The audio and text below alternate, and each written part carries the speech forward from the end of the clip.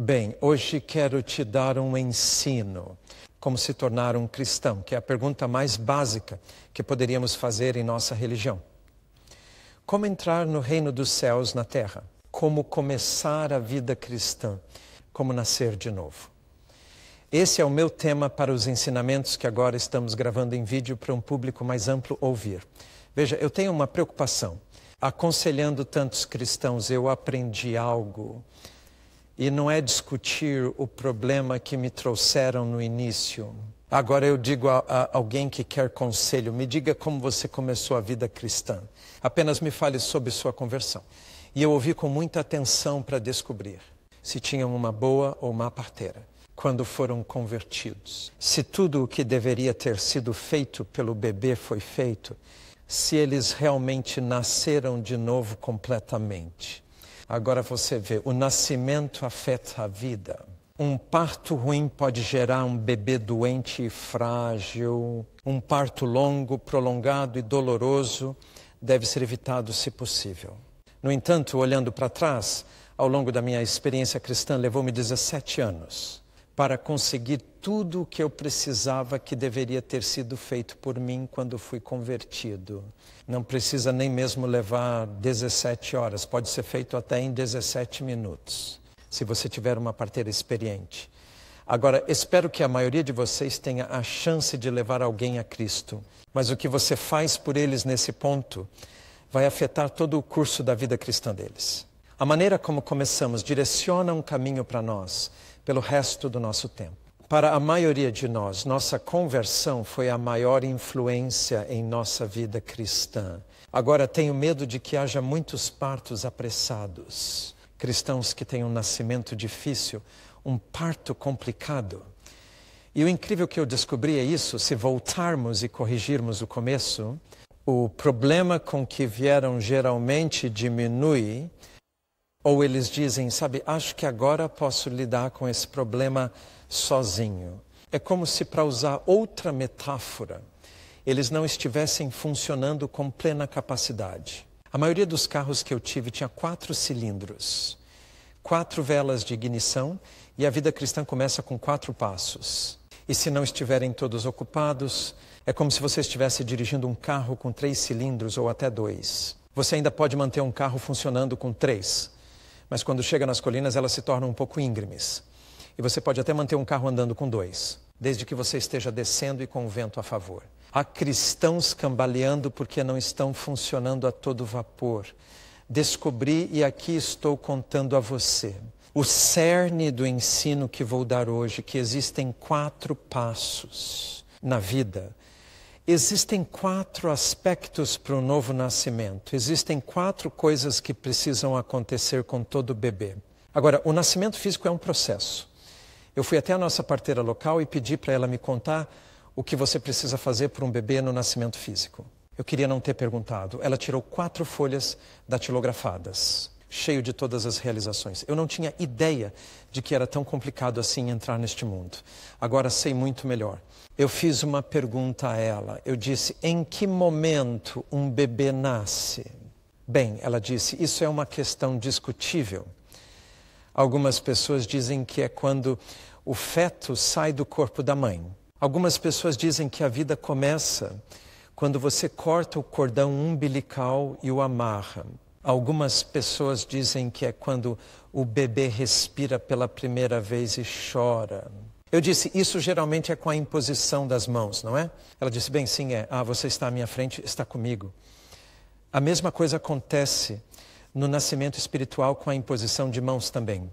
Mas ela disse, realmente, a pergunta importante não é perguntar em que instante o bebê nasce, mas perceber que está completamente viva e que tudo que deveria ter sido feito por ela foi feito. Isso me dá meu tema, não é?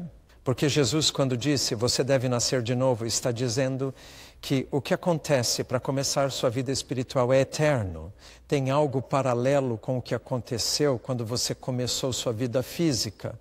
Assim como todas essas coisas precisam ser feitas em um nascimento físico, o equivalente precisa ser feito no nascimento espiritual. Por exemplo, cortar o cordão e amarrá-lo equivalente ao arrependimento, encerra o passado, corta sua conexão com o que te amarra à existência anterior. Lavando o bebê, o que é importante para remover todos os resíduos de sua existência anterior para que ele comece limpo. É equivalente ao batismo. A nova vida, colocar as mãos no bebê para fazê-lo chorar, é equivalente ao impor as mãos em um bebê espiritual para que ele possa respirar no Espírito Santo, gritar no Espírito. E aquele primeiro choro te diz que há vida presente. Então você vê, existe um paralelo.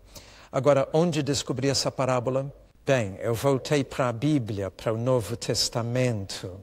Descobri que muitas pessoas estão conduzindo outras a Cristo sem usar a linguagem do Novo Testamento. Isso é significativo quando nos afastamos da linguagem da Bíblia. Geralmente significa que estamos nos afastando dos princípios e pensamentos da Bíblia. Então, agora adotamos o hábito de usar muitos eufemismos que usamos no lugar de expressões bíblicas. Por exemplo, falamos sobre pessoas tomando uma decisão por Cristo. Falamos sobre as pessoas assumirem um compromisso. Falamos sobre pessoas abrindo seus corações para Jesus. Falamos sobre pessoas recebendo Jesus em suas vidas. Nenhuma dessa linguagem é encontrada no Novo Testamento. Tudo isso foi inventado pela nossa própria imaginação, porque nada disso pertence ao Novo Testamento. Na verdade, estamos nos afastando do pensamento do Novo Testamento. É por isso que prefiro usar a linguagem do Novo Testamento. Deixe-me dar um exemplo disso. Um ministro uma vez me perguntou isso em um seminário. David, você acredita em ser tocado pelo Espírito? Eu disse, claro que sim. É bíblico, Ananias e Safira foram mortos no Espírito. Se você quer a experiência, tudo o que precisa fazer é mentir sobre sua oferta. E tenha Simão Pedro como seu pastor e você também pode ser tomado pelo Espírito. Bem, ele não queria saber mais nada. Veja, ele usava uma expressão que você não encontra no Novo Testamento. E isso te leva a um desvio da verdade. Então vou nos levar de volta à linguagem do Novo Testamento. Através disso, para o pensamento do Novo Testamento sobre o novo nascimento. Deixe-me dar outro exemplo. Você deve ter ouvido sermão após sermão sobre o texto. Você precisa nascer de novo. Quantos de vocês ouviram um sermão sobre esse texto? Me mostrem. Isso é praticamente todo mundo. Agora, Jesus disse, nascer de novo é nascer da água fora do Espírito. Agora, quantos de vocês ouviram esses sermões sobre você precisa nascer de novo? Ouviu uma explicação do que nascer da água significa? Levantem as mãos, por favor. 2, 3, 4, 5 de vocês. Agora, todos vocês ouviram sobre nascer de novo. No entanto, não te disseram o que nascer da água significa, e ainda assim, isso é o que Jesus disse que significava. Voltaremos a isso em nosso ensino. Você vê o que eu quero dizer. Se não formos cuidadosos, tiramos textos de seu contexto e os transformamos em pretexto para nosso próprio pensamento. E a maneira como fazemos isso? Vou te levar de volta ao Novo Testamento, aceitando o que ele diz e o que eles fizeram para ajudar as pessoas a se tornarem cristãs. Agora, por onde podemos começar no Novo Testamento? Não podemos começar com os 4 evangelhos. Isso pode ser um choque para você. Deixe-me dizer algo que talvez surpreender você a esta hora da manhã. Você não pode encontrar o evangelho completo nos 4 evangelhos, pois os 4 evangelhos cobrem um período de transição entre o tempo judaico e o tempo cristão. Você não pode descobrir como se tornar um cristão a partir dos 4 evangelhos, pela simples razão de que a iniciação cristã completa não era possível durante o período coberto pelos 4 evangelhos. Deixe-me explicar isso. A fé em Jesus nos evangelhos não era a mesma fé em Jesus no restante do Novo Testamento, porque Jesus ainda não havia morrido e ressuscitado.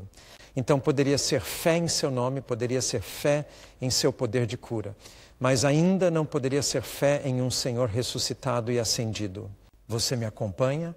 Era fé no Jesus humano que caminhou pela terra, acreditando que ele era o Messias, que o nome do Messias era Jesus.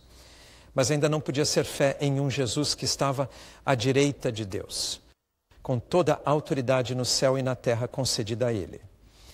Da mesma forma, o batismo nos evangelhos não poderia ser o batismo cristão. Era simplesmente um batismo de arrependimento que João Batista praticava, depois Jesus, ou melhor, seus discípulos praticavam.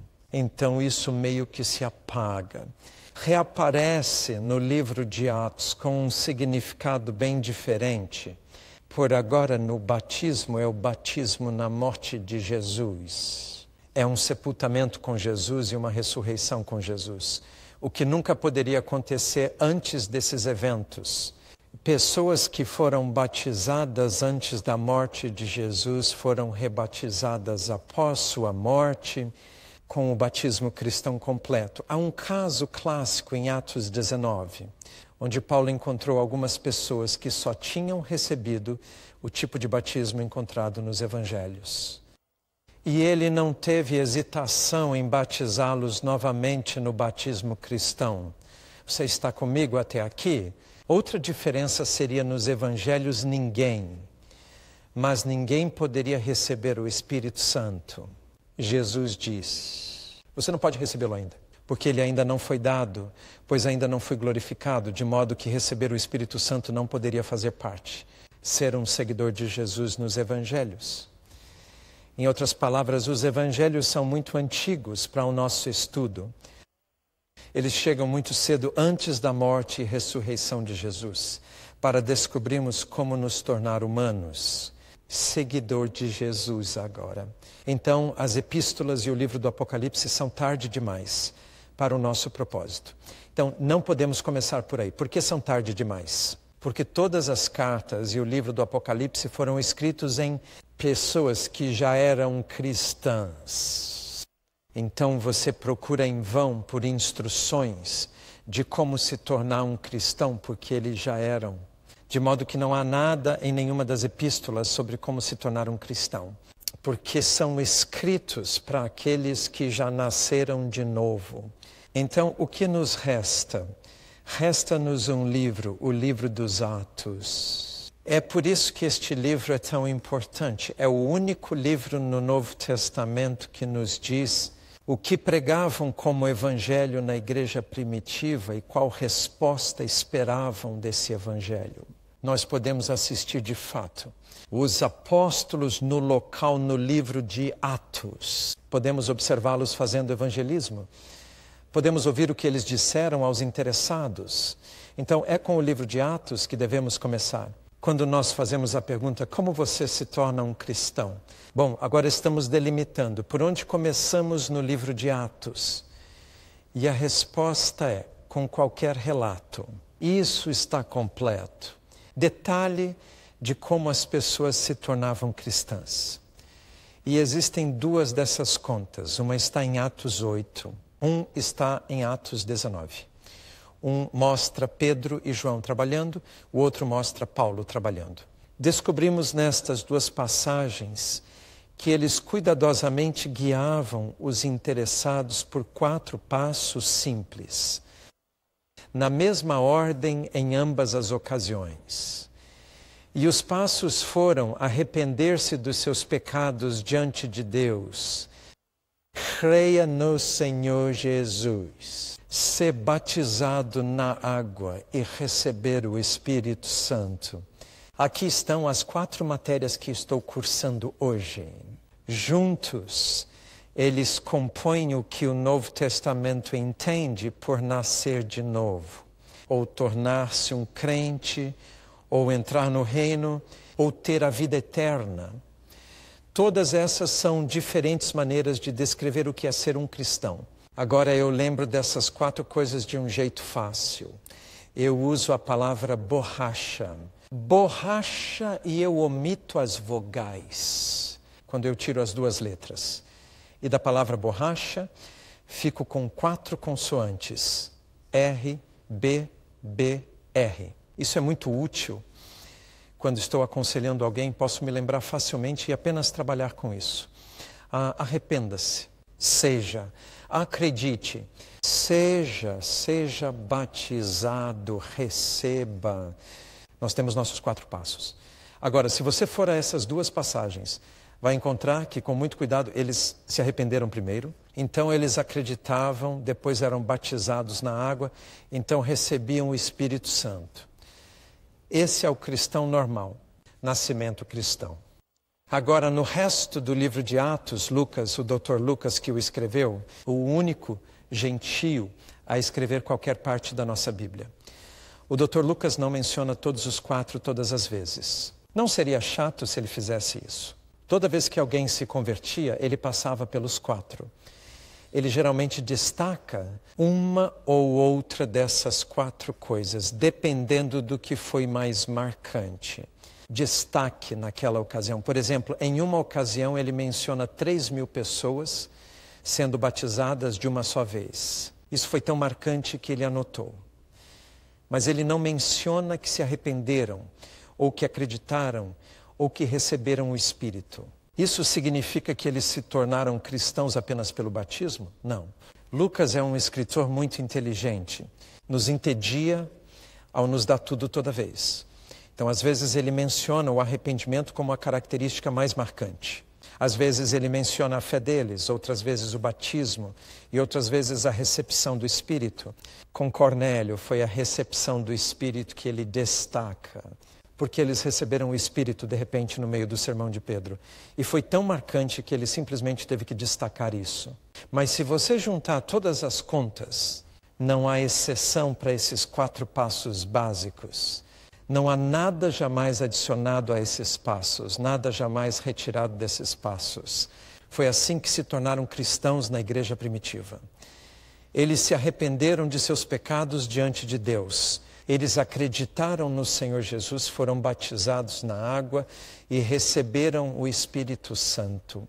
Uma das coisas mais marcantes que você percebe é que eles iniciaram a vida cristã, um relacionamento pessoal com 3 pessoas na divindade. Eles sabiam desde o início que Deus era uma trindade. Enquanto muitos cristãos começaram hoje sua vida cristã sem nenhum relacionamento com o Espírito Santo, sem conhecimento consciente dele. Às vezes eles esperam anos antes de entrar nessa relação. Eles vão a uma convenção ou algo assim e ouvem pela primeira vez sobre o Espírito Santo como uma pessoa que você pode conhecer conscientemente.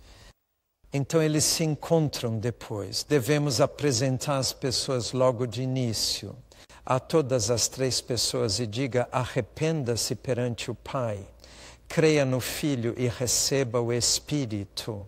Veremos mais tarde que um dos motivos pelos quais não fazemos isso agora é porque agora dizemos às pessoas para receberem Jesus, o que os apóstolos nunca fizeram. Veremos o porquê em um momento. Mas assim que você diz às pessoas para receberem Jesus, você ignora a 3ª pessoa da Trindade. No Novo Testamento, uma pessoa se tornava cristã ao receber o Espírito Santo, não recebendo Jesus. Não apenas acreditando em Jesus, mas recebendo a 3ª pessoa. Então, desde o início, eles tinham todas as 3 pessoas da Trindade. Sua relação consciente. Deus.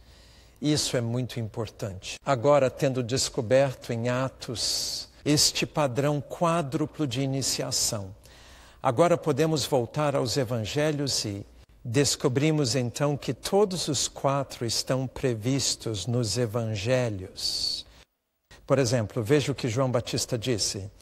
João Batista instruiu as pessoas a se arrependerem, acreditar no que vem depois dele, ser batizado na água, e que o próximo a ele daria o Espírito Santo, e os batizaria com o Espírito Santo. Assim, João Batista estava apontando para o futuro esse padrão quádruplo. Descobrimos que o próprio Jesus, em seus ensinamentos, também falou sobre os 4 assuntos, mas nunca os juntou todos. Falou sobre arrependimento em uma ocasião, mais do que isso. Mais de uma vez, ele falava sobre acreditar nele. Ele falou sobre batismo. Ele falou sobre como um dia enviaria o dom do Espírito Santo. Então, mencionou os 4. Além disso, quando você olha para o período entre sua ressurreição e sua ascensão, quando ele deu suas ordens finais aos primeiros apóstolos e os lançou para toda a igreja, ele disse a eles que eles tinham um ministério que cobria todos os 4. Disse-lhes para pregarem o arrependimento às nações. Ele disse para pregarem o evangelho para que as pessoas acreditassem nele. Ele disse para batizar discípulos em nome do Pai, do Filho e do Espírito Santo. Ele também os instruiu a esperar até receberem o Espírito Santo, para então poderem compartilhar o Espírito com outros. Então você pode ver que o padrão quádruplo está nos evangelhos, mas nunca é unificado. Ele não tem o pleno significado que mais tarde teve, mas está lá.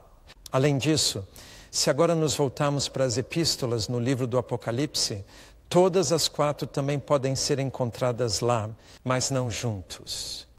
Quando Paulo escreve aos cristãos, ele frequentemente apela para os seus inícios. Às vezes ele diz, você não lembra que se arrependeu e se voltou dos ídolos para o Deus vivo? Às vezes ele diz, vocês não se lembram de como acreditaram em Jesus. Outra vez ele dirá, você não lembra que foi batizado e que quando foi batizado foi sepultado com ele e ressuscitado com ele. Em outras ocasiões ele dirá, você se lembra de como recebeu o Espírito? Você recebeu o Espírito pela fé ou pelas obras da lei? E eles sabiam que receberiam o Espírito Santo. Para que todas essas 4 coisas também estejam espalhadas pelas epístolas, em uma epístola, todos os 4 ocorrem juntos na ordem correta. Isso está em Hebreus capítulo 6. Lá o escritor, não sabemos quem era, escrevendo para alguns crentes judeus, dizendo, não quero ter que começar tudo de novo com você. Você já deveria ter crescido, você deveria estar na carne, não no leite. Não quero voltar e ter que começar tudo de novo com arrependimento, fé, batismos e a imposição de mãos. Ele disse, eu não quero ter que fazer tudo isso de novo. Isso não é significativo? Todos os 4 são listados na mesma ordem em que ocorrem em Atos nas epístolas. Então, vimos agora um padrão de iniciação quádruplo, articulada no livro de Atos, antecipada nos evangelhos e assumida nas epístolas. Vimos agora que há 4 etapas. Eu as chamo de 4 passos para a liberdade. Estar completamente entregue. É interessante que diferentes correntes da vida eclesiástica tenham enfatizado uma dessas 4.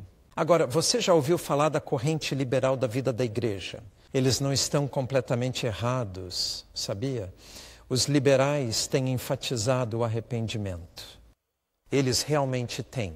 A ala liberal da igreja diz que você precisa mudar suas atitudes, mudar seu estilo de vida. Embora recentemente tenham se concentrado mais em questões políticas e sociais de injustiça, em vez de imoralidade pessoal. Entregue aos liberais, eles enfatizaram o arrependimento. O problema é que, se isso é tudo o que você enfatiza, torna-se salvação pelas obras. Você se transforma, mas é um bom destaque. A corrente evangélica na vida da igreja enfatizou a fé. Se você perguntar a um evangélico típico, o que devo fazer para ser salvo? Ele dirá, creia no Senhor Jesus e você será salvo. Ele não mencionará o batismo nas águas. Provavelmente, e ele provavelmente não mencionará receber o Espírito Santo. Ele dirá, apenas acredite. Então, ele enfatiza a fé. A corrente sacramental do cristianismo, às vezes chamada de corrente católica, seja romana ou anglicana, a corrente sacramental enfatiza o batismo e diz: você se torna cristão pelo batismo, batismo na água. Essa é a resposta que eles darão. Eles até dirão que quando você foi batizado como bebê foi quando você se tornou um cristão. A corrente pentecostal enfatiza o quarto item de receber o Espírito Santo. Exceto que os pentecostais geralmente ensinam duas recepções do Espírito. Uma quando você acredita e outra quando é batizado no Espírito, como uma espécie de segunda bênção. Agora, todas estas 4 correntes pegaram um quarto da verdade. O problema é que sempre que você pega parte da verdade e faz dela a verdade inteira, você cai em heresia.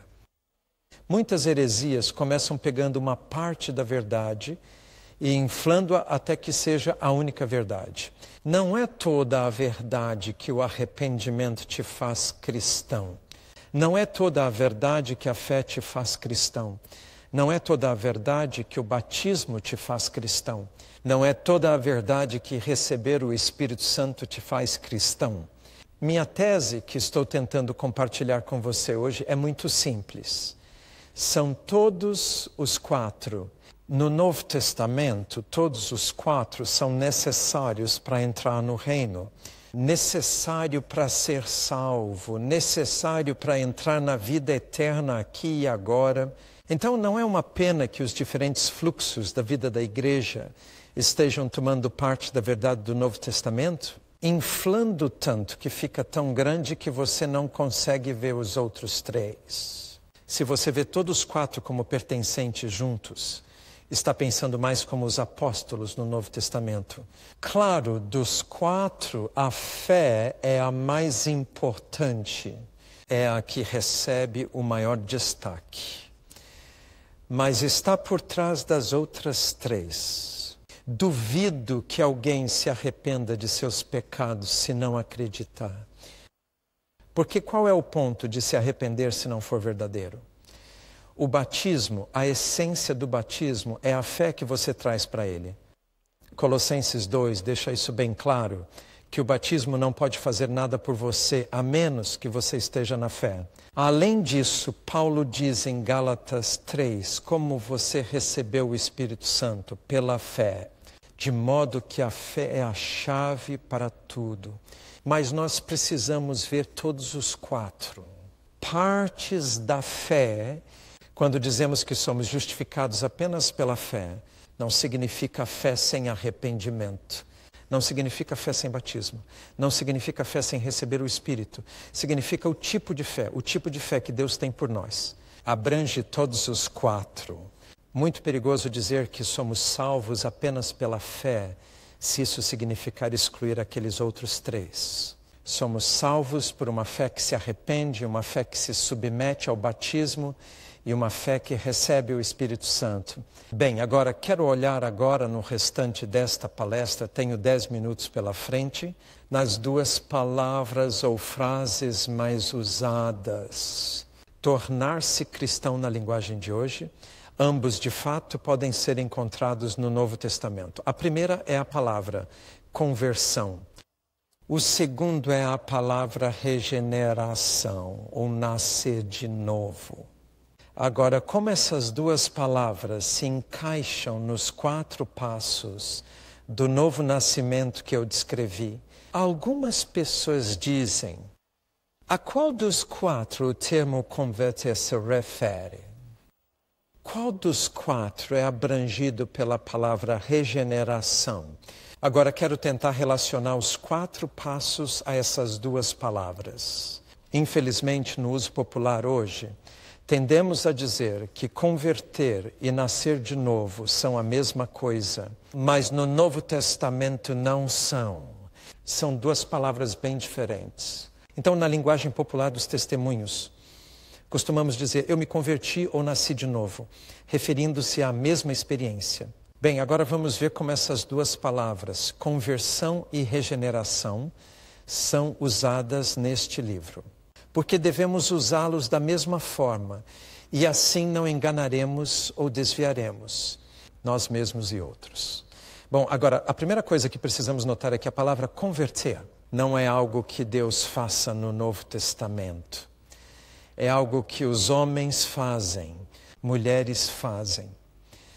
E é algo que elas fazem a si mesmas ou aos outros. Então, falando estritamente, Deus não converte ninguém. Ou eu me converto ou converto outra pessoa. Isso simplesmente significa virar, fazer um retorno. Não importa quanto tempo leve para fazer a curva. Alguns dublês de Hollywood conseguem derrapar. Faz um espetáculo impressionante. E algumas conversões humanas dão uma guinada espetacular. E isso faz um bom testemunho. Mas talvez você tenha apenas virado lentamente, em etapas lentas. O importante, a palavra converter, significa simplesmente que você estava indo por esse caminho e agora está indo por aquele. Você se convenceu a virar, né?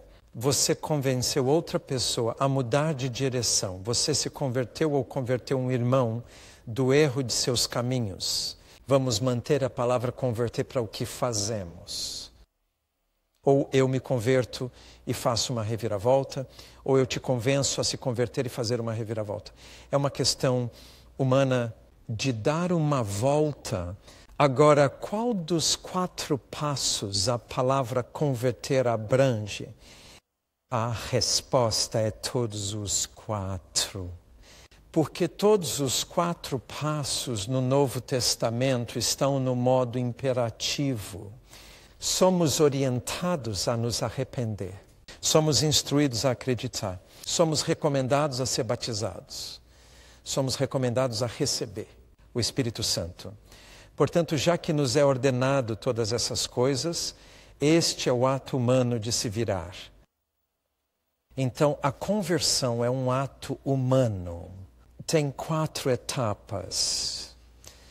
Eu me converto quando me arrependo, quando acredito, quando sou batizado e quando recebo e estou virado para o outro lado. De modo que todos os 4 são atos dos homens. Mas agora vem a coisa surpreendente. No Novo Testamento, todos os 4 também são atos de Deus. Diz que Deus nos concede o arrependimento. Diz que a fé não vem de nós, é um presente de Deus. Diz que é Deus quem lava meus pecados no batismo. Diz que é Deus quem derrama o Espírito sobre mim.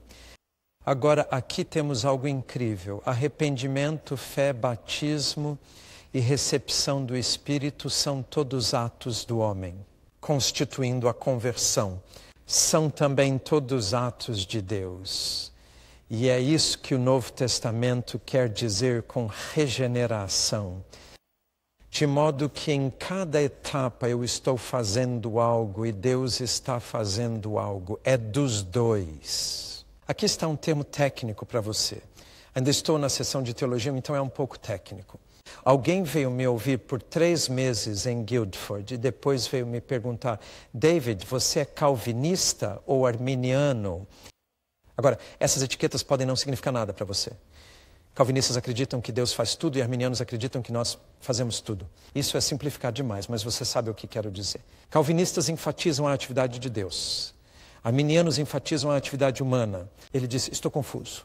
Ele disse: qual deles você é? Eu disse: bem, você me ouviu por 3 meses, você deveria saber. Bem, ele disse: eu não sei. Ele disse: alguns domingos eu vou para casa e penso, sabe, David é um bom calvinista. E então, no domingo seguinte você prega como um arminiano. Ele disse: estou confuso. Eu disse: você não deveria estar, você sabe a resposta. Ele disse: eu não sei. Qual é? Eu disse: sou ambos. O Novo Testamento é ambos. É uma bela cooperação entre a atividade de Deus e a minha atividade. Quando me arrependo, Deus está me concedendo o arrependimento. Quando acredito, Deus está me dando fé. Quando eu for batizado, Deus vai me lavar e purificar. Quando eu receber o Espírito, Deus está derramando o seu Espírito sobre mim. Em mim são os dois. É tanto uma conversão, regeneração. Uma última coisa sobre regeneração. Nós ficamos presos com a ideia Regeneração, ser nascido de novo, deve acontecer instantaneamente. Agora, se isso é verdade, então é um milagre. Temos que olhar para os 4 passos e dizer em que ponto desse processo ocorre o instante da regeneração. Seu calvinista diz que vem antes do número 1 porque você não pode fazer os outros 4 até renascer.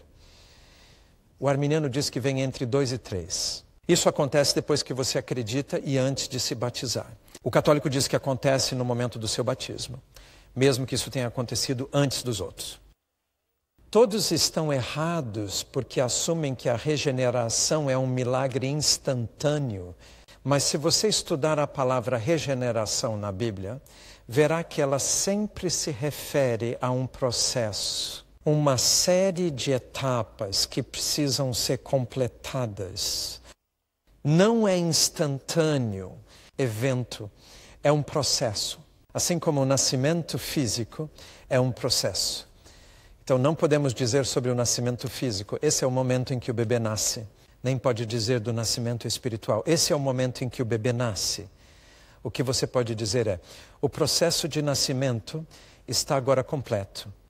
O bebê está completamente vivo. Deveríamos nos preocupar muito mais em manter os cristãos vivos do que em fazer as pessoas nascerem de novo. Você entende o que eu estou dizendo? Porque nascer é apenas o começo da vida. A parte mais importante de ser cristão não é ter nascido de novo, mas estar vivendo. Estar vivo no reino e vivo no espírito. E se você vai viver no reino, você precisa dessas 4 coisas. Você precisa de um nascimento completo. Você precisa de um completo regeneração, uma conversão completa. Isso, então, é a teologia básica por trás do que estou tentando ensinar. Coloquei um pequeno diagrama no quadro. Aqui está um retângulo em 4 partes, representando as 4 etapas do arrependimento. Acredite, seja batizado e receba o Espírito Santo. A propósito, alguém já apontou que eu disse que havia 2 Es em borracha. Aposto que você percebeu. Risque o U e o E, as 2 vogais, de borracha e você fica com isso. Agora então nós dissemos, essas 4 coisas são obra de Deus. O que é o que entendemos por regeneração? Também é obra do homem se virando e convertendo. Isto está no modo indicativo, isto está no modo imperativo. Isso significa, essas 4 coisas no imperativo nos dizem para fazer algo, no indicativo dizem que Deus vai fazer. Agora, aqui está a coisa interessante. Se você pegar o número de textos sobre cada tópico no Novo Testamento, pergunte sobre qual é o texto, o lado do homem ou o lado de Deus. Um padrão claro emerge. Assim, quando você olha para os textos sobre arrependimento, a maioria deles é dirigida aos homens. Ordenar que o homem faça isso. Há apenas 2 sobre Deus concedendo arrependimento. Quando você chega à fé, há mais textos sobre Deus lhe dando fé e não tantos sobre você acreditando. Quando você vai ao batismo, a maioria dos textos fala sobre o que Deus faz por você no batismo. É uma minoria de textos sobre o que você faz no batismo. Quando se trata de receber o Espírito, é quase totalmente sobre o que Deus está fazendo, derramando o seu Espírito. E você recebendo é uma parte menor disso. De modo que existe um movimento de mais... O trabalho do homem diminui, menos a obra de Deus mais. É quase como se ao passar por todo esse processo de nascer de novo, há cada vez menos de você e mais de Deus no processo. É por isso que os textos sobre conversão são principalmente sobre as etapas 1 e 2. Os textos sobre regeneração ou nascer de novo são principalmente sobre 3 e 4. Por isso que Jesus disse, você nasce de novo da água e do Espírito. Isso não é interessante? Para que o foco no começo do seu novo nascimento seja em você se converter. Quando você chegar ao fim, o foco é no trabalho de Deus em dar a luz a você. Então, quando falamos sobre nascer de novo, devemos pensar principalmente nestes dois. Quando falamos de conversão, devemos pensar principalmente nestas duas. Agora, há apenas um framework útil para você pensar, mas isso significa que as fases 3 e 4 são as cruciais para nascer de Deus. O começo de uma nova vida. Esse é o fim da sua vida antiga. E este é o começo da sua nova vida. E essa é a essência do nascimento. É uma mudança.